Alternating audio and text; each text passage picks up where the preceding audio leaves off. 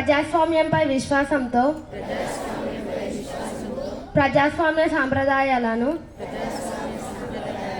స్వేచ్ఛాయుత నిష్పక్షపాత ప్రశాంత ఎన్నికల ప్రభావాన్ని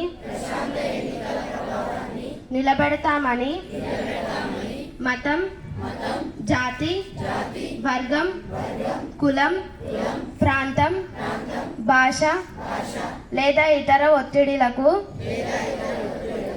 ప్రభావితం కాకుండా ప్రతి ఎన్నికల్లో Election Commission was formed on 25th January 1950.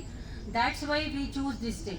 So the main intention, I already told you that first one is enrolling the youth and second one is creating the importance. Let us youth realize the importance. Why? Because if you analyze the voting proportion, in the urban areas it is not even 50%, but in rural areas it is 75%.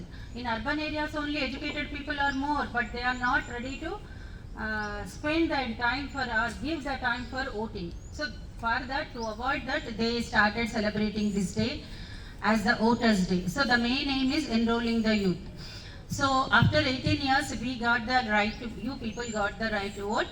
And just calculate in your mind, after how many years you are going to get the right to vote.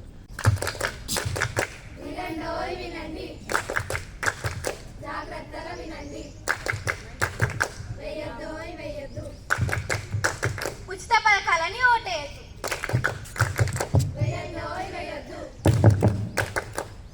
డబ్బుకు ఆశించి ఓటేయద్దు.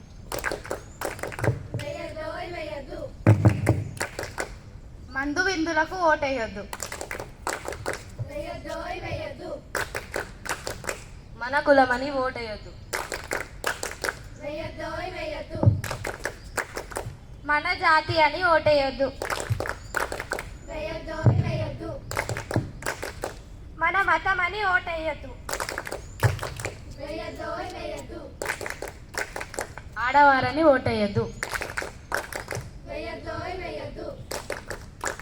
మగవారని ఓటేయొద్దు. మన భాష అని ఓటేయొద్దు. మన ప్రాంతం అని ఓటేయొద్దు.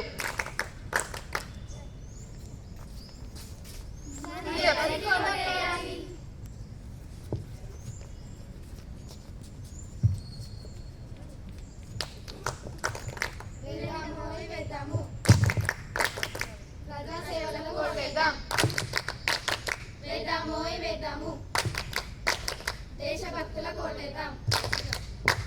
వేద్దామోయ్ వేద్దాము. ఉచిత విద్యకు ఓటేద్దాం. వేద్దామోయ్ వేద్దాము.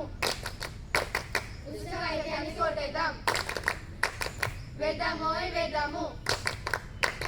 నీతి నిజాయితీకి ఓటేద్దాం. అందుకే ఓటు వేయడం మన బాధ్యత.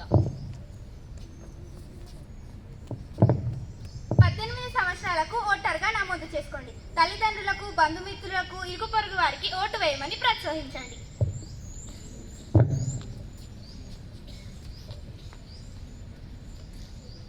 సెలవు ఉందని పడుకోవద్దు, సెలవు లేదని మానేయొద్దు. అందుకే అందరూ ఓటేయండి.